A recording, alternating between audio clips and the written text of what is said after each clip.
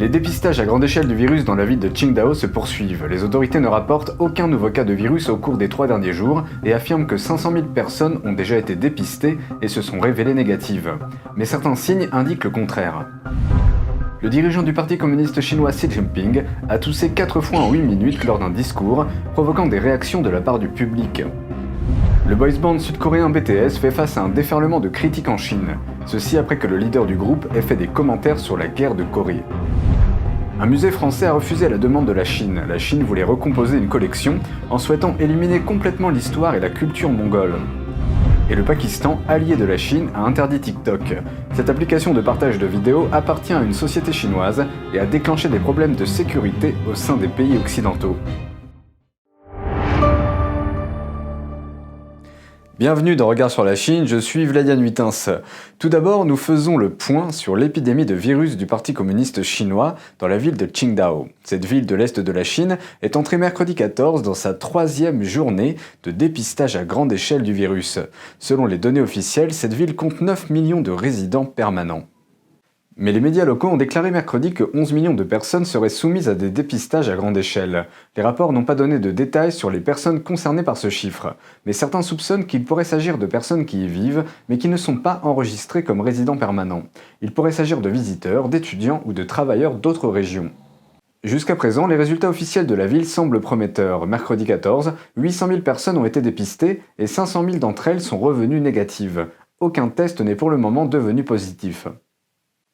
Avec aucun nouveau cas confirmé trouvé au cours des 3 derniers jours depuis le début des tests à grande échelle, le nombre total de la population de la ville reste de 12 millions si les chiffres officiels sont exacts. Mais certains signes semblent indiquer une situation très différente. Mardi 13, des internautes chinois ont mis en ligne une photo notant que des équipes médicales d'autres régions étaient envoyées à Qingdao pour aider le personnel médical local. Le lendemain, les médias publics chinois ont rapporté que la Commission nationale de la santé avait attribué 9000 ml de plasma aux patients de Qingdao.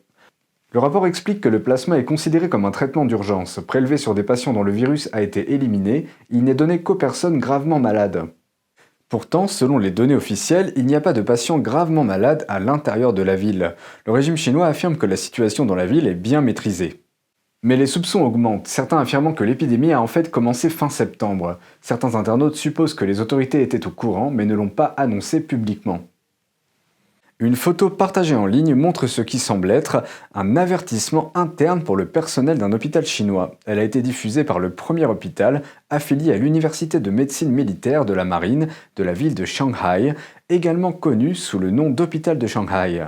Elle conseille à tous ceux qui avaient prévu de se rendre à Qingdao pendant la semaine de la fête nationale chinoise de s'abstenir pour le moment. La fête nationale chinoise est souvent marquée par une forte augmentation des voyages et du tourisme dans tout le pays. L'avis interne a été publié le 29 septembre, quelques jours avant le début de l'événement. Nous nous tournons maintenant vers le dirigeant du Parti communiste chinois Xi Jinping et un récent discours qui a fait sensation sur Internet. Mais ce ne sont pas ces paroles qui ont attiré l'attention. Xi s'est exprimé mercredi 14 lors de la célébration du 40e anniversaire marquant la création de la zone économique spéciale de Shenzhen dans le sud de la Chine. Ses allocutions ont duré environ 1 heure, mais durant les 8 dernières minutes, il a toussé à 4 reprises. Dès que Xi a commencé à tousser, les caméras de la chaîne de télévision d'État CCTV se sont immédiatement éloignées du podium. Au lieu de garder ses caméras braquées sur Xi, la chaîne de télévision a choisi de montrer des images du public. Mais même si on ne le voyait pas, on pouvait clairement l'entendre tousser et boire un verre d'eau pour se soulager. L'incident survient dans un climat social sensible en Chine où beaucoup restent préoccupés par la possibilité d'une résurgence de l'épidémie. Un musée français a annoncé lundi 12 qu'il avait décidé d'annuler son partenariat avec un musée chinois. Il devait accueillir une exposition sur l'histoire et la culture mongole. L'exposition sera reportée à 2024. Le musée d'histoire de Nantes, en Bretagne, recherche des collections européennes et américaines pour travailler avec. Depuis septembre, le Parti communiste chinois a durci sa position sur la population mongole dans la région de la Mongolie intérieure, sous domination chinoise. Il a attiré l'attention de la communauté internationale. Dans ce contexte, les autorités chinoises ont demandé au musée français d'éviter certains mots-clés dans l'exposition. Cela inclut des termes comme mongol, empire et Gengis Khan, le nom du fondateur de l'empire mongol qui a existé il y a environ 1000 ans. Le titre de l'exposition a même été changé en, je cite, « Culture de la steppe chinoise dans le monde » afin d'éviter le mot mongol. Le musée a décrit ce changement comme une réécriture, je cite, « visant à éliminer complètement l'histoire et la culture mongole ». Les commentaires des célébrités coréennes sur la guerre de Corée ont déclenché la colère de la Chine et provoqué une vague de boycott chinois.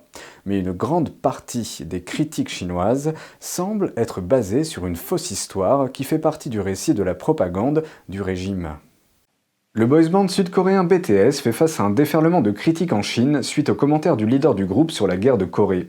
Et plusieurs grandes marques se sont apparemment éloignées du groupe pop au milieu de ce tumulte.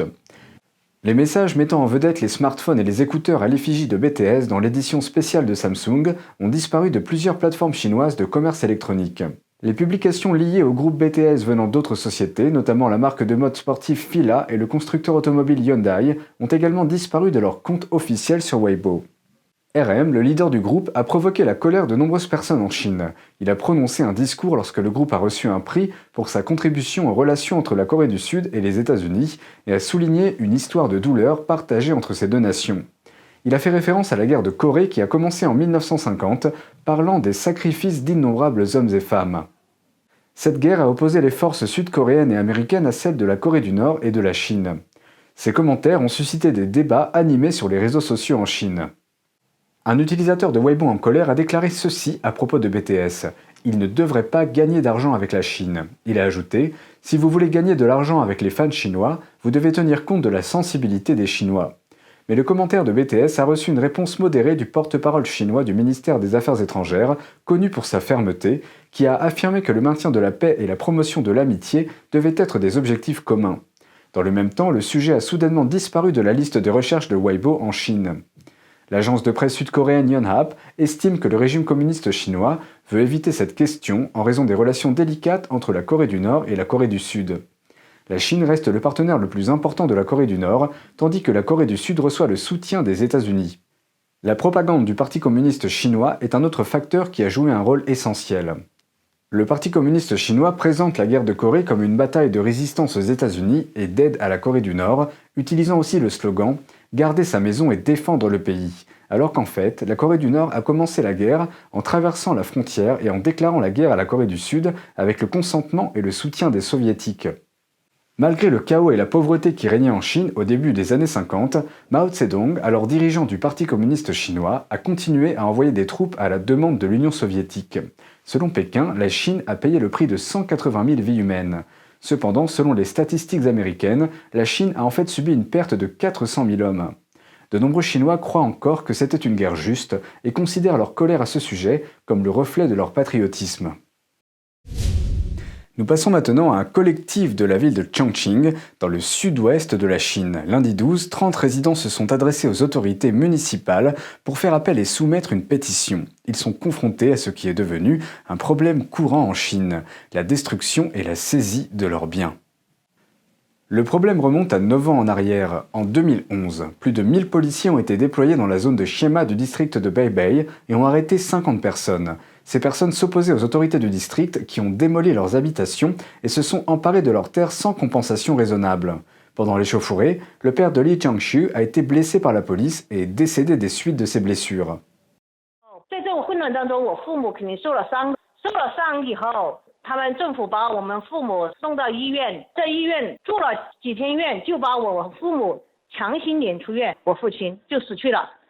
Li dit que le pouvoir local a essayé de bloquer leur procédure d'appel.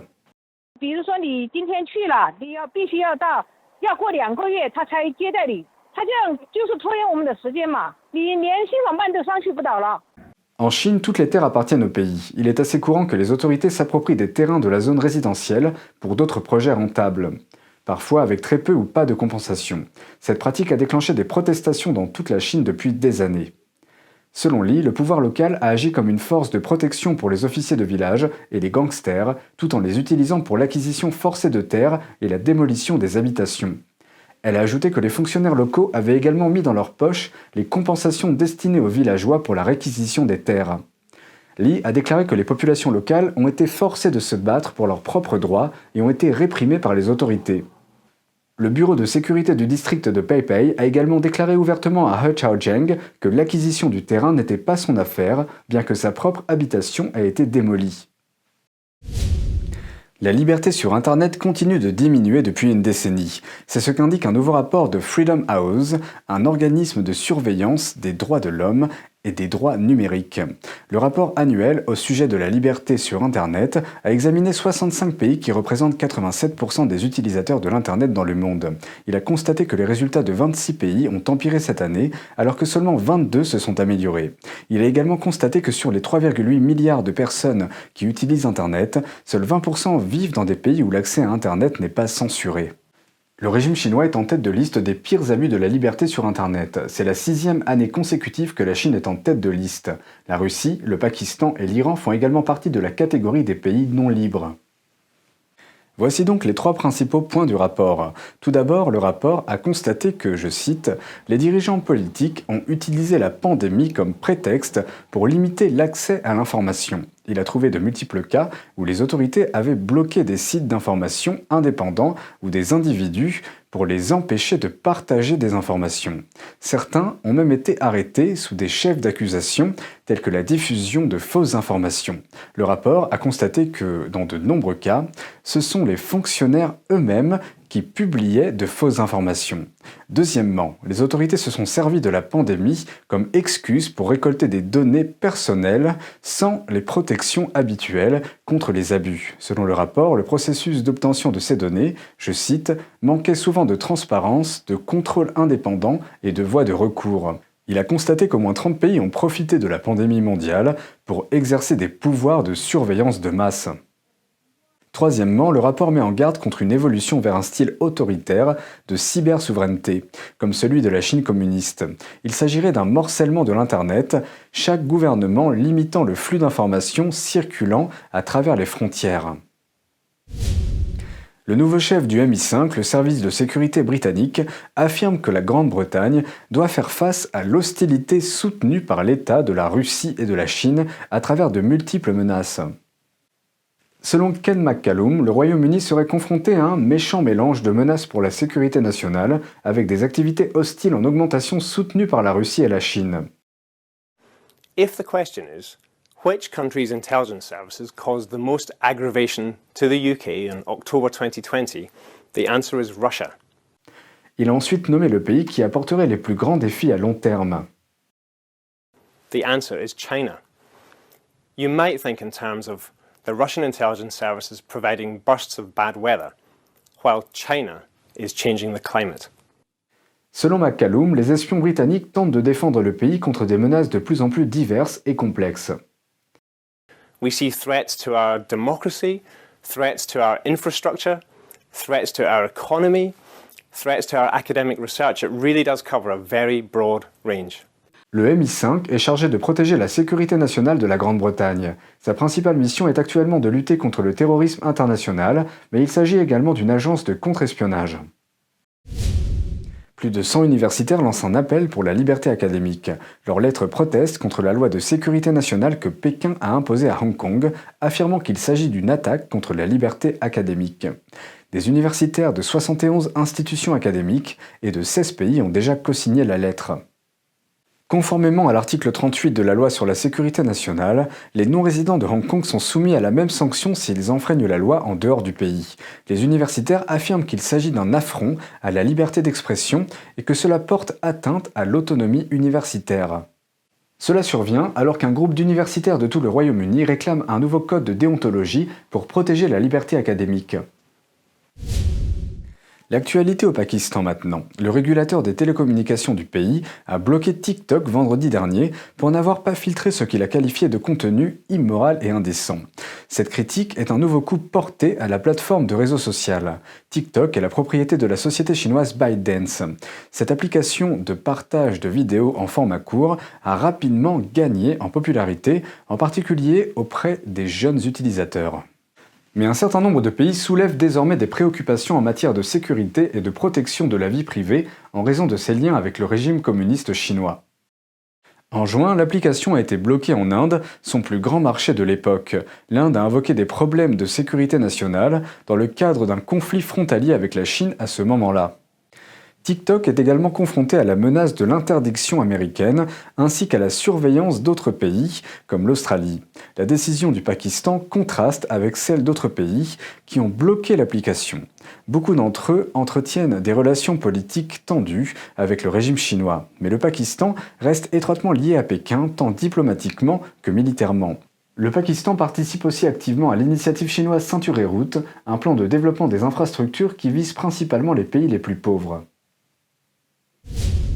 Le secrétaire d'État américain Mike Pompeo interpelle le Conseil des droits de l'homme des Nations Unies. Il affirme que ce dernier continue de soutenir les régimes autoritaires qui violent les droits humains. Selon Pompeo, les Nations Unies ont une nouvelle fois élu des pays au bilan effroyable en matière de droits de l'homme pour siéger au Conseil ce mardi, dont la Chine, la Russie et Cuba. Le président Trump s'est retiré du Conseil en 2018 et les États-Unis ont exhorté les membres de l'ONU à réformer le Conseil avant qu'il ne soit trop tard. Pompeo affirme que les élections d'hier confirment la décision des États-Unis de se retirer.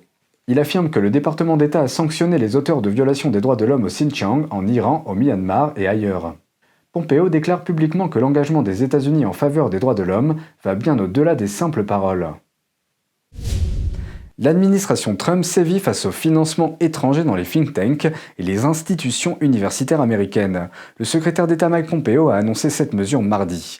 Maintenant, les think tanks et les institutions universitaires américaines sont priés de divulguer publiquement les financements étrangers qu'ils reçoivent. S'ils ne le font pas, ils pourraient perdre l'accès au département d'État. Cette décision intervient alors que les préoccupations bipartites concernant l'influence étrangère de pays comme la Chine dans le monde universitaire et politique américain se font de plus en plus entendre. Pompeo a déclaré dans un communiqué que l'objectif est de promouvoir un dialogue libre et ouvert qui ne soit pas entaché par des machinations venant des régimes autoritaires.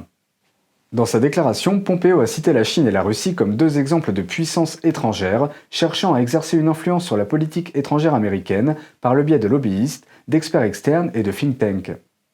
L'histoire autour de cette pratique est assez sombre. Certains think tanks et institutions universitaires refusent tout financement étranger, mais d'autres les acceptent. Et ceux qui le font ne sont pas légalement tenus de divulguer ces financements. Pompeo a déclaré que la divulgation de tout financement n'était pas essentielle, mais le département d'État prendra en compte la divulgation ou l'absence de divulgation lorsqu'il décidera de la manière de travailler avec les organisations. Ces dernières années, le rôle joué par les gouvernements étrangers pour influencer les institutions américaines a fait l'objet d'une attention accrue. Le quotidien conservateur The Washington Free Beacon a fait un reportage au début de l'année sur le rôle du gouvernement turc au sein du think tank du Conseil Atlantique. Et le New York Times, en 2014, s'est penché sur la façon dont plusieurs gouvernements d'Europe et du Moyen-Orient ont dépensé des millions pour des think tanks influents tels que le Centre d'études stratégiques et internationales et la Brookings Institution. Regard sur la Chine, c'est fini pour aujourd'hui. Merci pour votre fidélité. Si vous voulez nous aider à partager des informations non censurées sur la Chine et à défendre la liberté de la presse et les droits de l'homme, n'hésitez pas à partager nos vidéos. Très bonne soirée et à bientôt.